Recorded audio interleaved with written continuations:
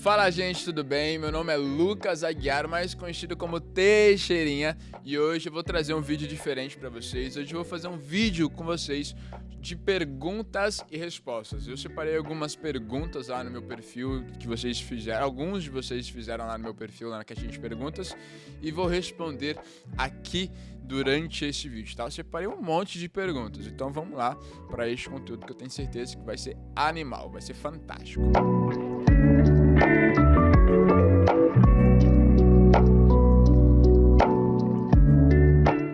Primeira pergunta. Uma dica para como conseguir ouvir a voz de Deus, né? Ouvir o que Deus quer falar pra gente. Primeira coisa que a gente precisa entender é que a gente não vai entender e reconhecer uma voz que a gente não se relaciona com ela diariamente, que a gente não tem o costume e o hábito de ouvir essa voz diariamente, né? E a mesma coisa no relacionamento com Deus. Se você não tem o hábito de buscá-lo, de ter relacionamento com Ele de alguma forma, você vai ficar muito difícil de você saber reconhecer a voz de Deus ou não. Jesus, ele é muito incisivo, ele é muito assertivo na parábola em João 10, na parábola da ovelha e o pastor, quando ele diz que a ovelha sabe reconhecer a voz do pastor. Mas a ovelha só sabe reconhecer a voz do pastor porque a ovelha está todo dia com o pastor, a ovelha está dentro dos cuidados do pastor, está dentro do cercado do pastor, né? Então está dentro, de fato, dos cuidados do pastor. Então a ovelha sabe reconhecer a voz do pastor por causa disso, por causa do relacionamento que ela tem, por causa da dependência que ela tem no pastor. Então a minha dica é: se relacione com Deus diariamente, se relacione com Deus o tempo todo, tá aqui sem fazer nada, vai orando em mente, vai orando no seu entendimento, que eu tenho certeza que de uma hora para outra não, é algo construído, né? Mas quando você for perceber, você já vai estar entendendo a voz de Deus de uma forma mais fácil, né? É algo progressivo, não é algo do nada, é algo que Deus vai estralar o dedo lá do céu, lá de cima, e você do nada vai passar a entender a voz dele. É algo progressivo, é algo construído, beleza? Segunda pergunta. Qual é o melhor meio, qual é a melhor forma de antecipar um processo? Tem certeza que você quer antecipar um processo? Porque muitas pessoas acham que a preparação vem por meio de um estralar de dedos do Senhor, vem por meio de um passe de mágica, vem por meio de alguma coisa anormal que acontece, uma coisa sobrenatural. O processo, a fase de preparação da nossa vida não é assim. Deus pode fazer o que ele quiser, a multiforme graça, a sabedoria dele, ele pode fazer o que ele quiser, mas geralmente não é essa forma como Deus trabalha. A forma como Deus trabalha na vida do ser humano é através de pessoas. Então Deus vai colocar pessoas. Você está orando para que Deus torne o seu coração como o coração dele? Você está orando continuamente para que você seja as mãos dele aqui nessa terra? Que você se pareça com ele todos os dias? Então Deus vai colocar pessoas ao seu lado para te instruir. Pessoas ao seu lado para te instruir, para você ser parecido com ele, para você ter o coração dele, para você fazer as coisas que ele quer que você faça. Então, Deus trabalha através de pessoas, Deus trabalha através de processos, Deus trabalha através de situações, de coisas que aconteceram, né? Então, Deus, ele não estrala o dedo lá de cima e do nada você se torna uma pessoa ultra sábia, mais sábia que o próprio Salomão, uma pessoa mais inteligente do que o próprio Einstein, o próprio Sêneca. Não. Deus trabalha através de processos. E os processos vêm através de batalhas, através de experiências, através do contato com a palavra de Deus. Você também antecipa muitas coisas, né? Você adquire uma certa sabedoria, você adquire uma certa experiência.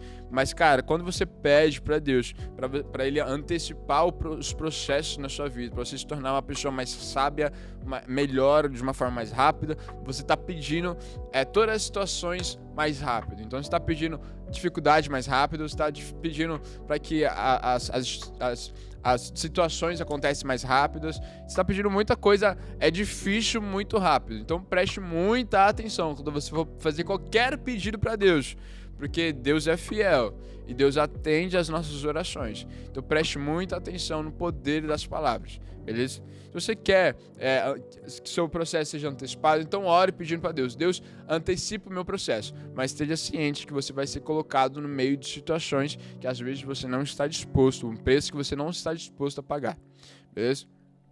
Terceira pergunta: um conselho para essa geração mais jovem. Eu faço parte dessa geração Claro, eu tenho 20 anos de idade, mas essa geração mais jovem é uma geração que é muito imediatista, uma geração que é muito rasa, uma geração que quer as coisas, mas não está disposta a pagar o preço de fato. Então, cara, meu principal conselho é não seja imediatista, não seja... aprenda que existe um preço a se pagar por todas as coisas, mas o conselho maior, assim, o conselho principal, se aproxime de Deus, cumpra princípios, porque, cara, uma coisa que eu vejo que nós não temos o entendimento disso, muitas vezes, e por isso nós acabamos não vivendo isso.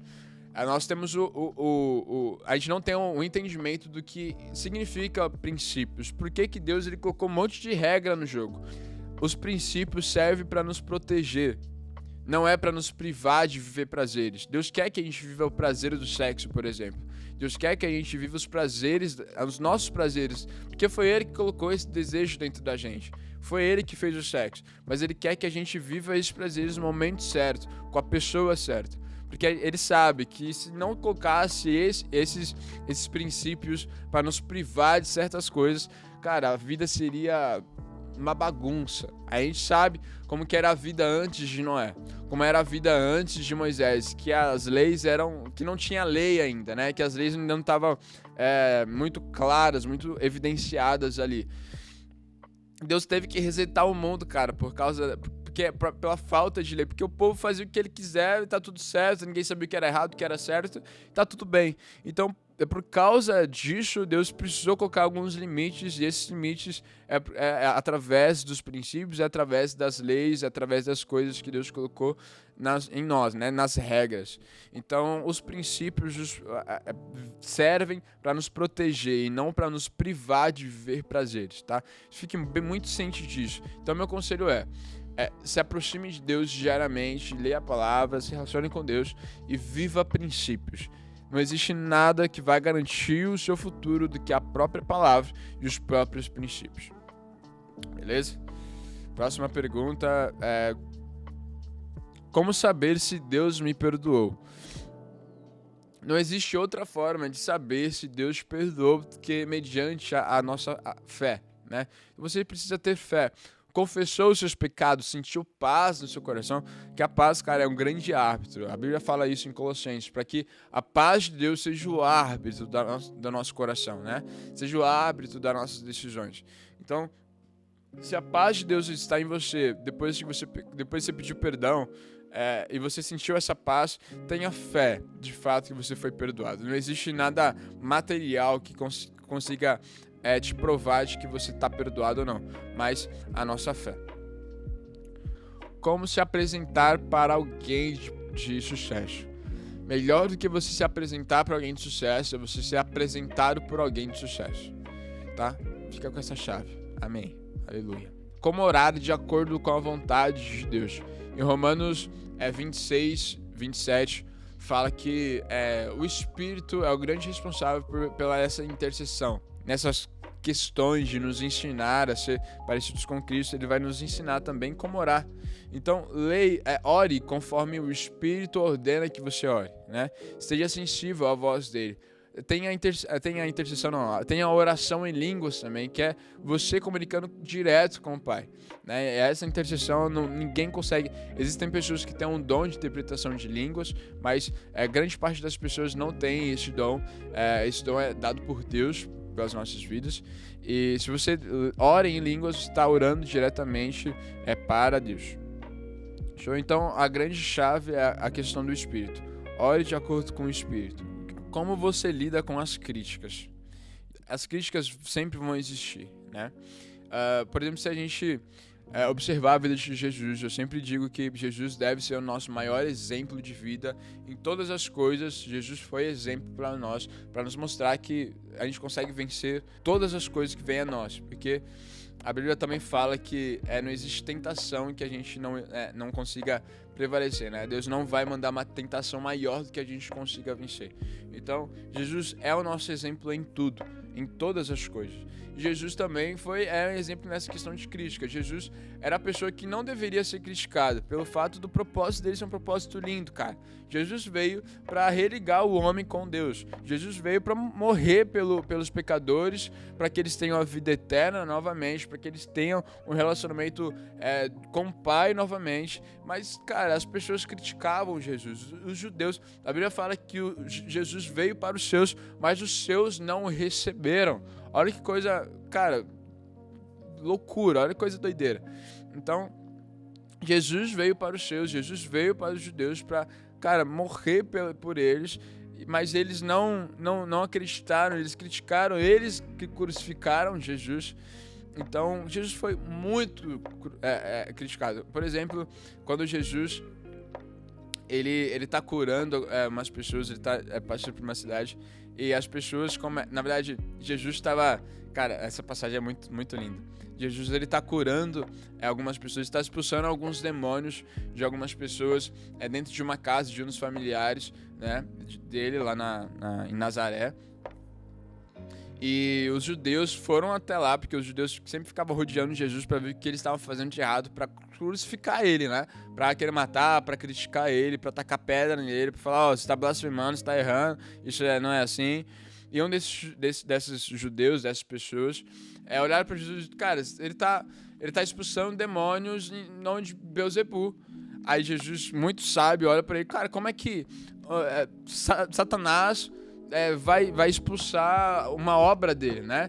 E ali ele dá o ensinamento de que um reino dividido ele não subsiste. Então, um reino dividido ele não se sustém, ele se divide. Então, Jesus, ali foi uma crítica que os judeus proferiram contra Jesus, né? Ele falou, cara, você está expulsando demônio em nome de Beelzebu. Você está expulsando demônio em nome do próprio demônio. A sua autoridade vem do demônio, né? Aí Jesus muito sabe dessa resposta. Então Jesus era muito criticado pelas pessoas. E só que Jesus ele não rebatia essas críticas assim, ficava debatendo e tal. Jesus às vezes dava um chega pra lá, um checkmate nessas pessoas. Mas cara, Jesus ele não parou o propósito dele por causa das críticas das pessoas. Jesus ele tinha muito claro na mente dele o que ele precisava fazer aqui na Terra, né? Para que ele veio. Então Jesus ele seguiu pleno, ele seguiu a identidade, ele seguiu o propósito dele aqui na Terra, independente do que as pessoas estavam criticando. Então, cara, seja como Jesus, seja como Davi, que as pessoas também criticavam Davi a rodo, as pessoas Saul perseguia Davi, né? Então, faça isso, que você continua caminhando, porque eu tenho certeza que sempre vai ter pessoas para te criticar, para falar mal de você, para falar mal das bênçãos que você está fazendo, né? Então, gente, esse foi o vídeo de hoje. Espero de coração ter abençoado a vida de vocês. E se fez sentido para vocês, clica no gostei, se inscreva nesse canal, que eu tenho certeza que vai abençoar também outras pessoas, porque o algoritmo vai entender que esse vídeo foi relevante e vai enviar para mais pessoas. Então, lembre-se de uma coisa: sem amor, nada vale.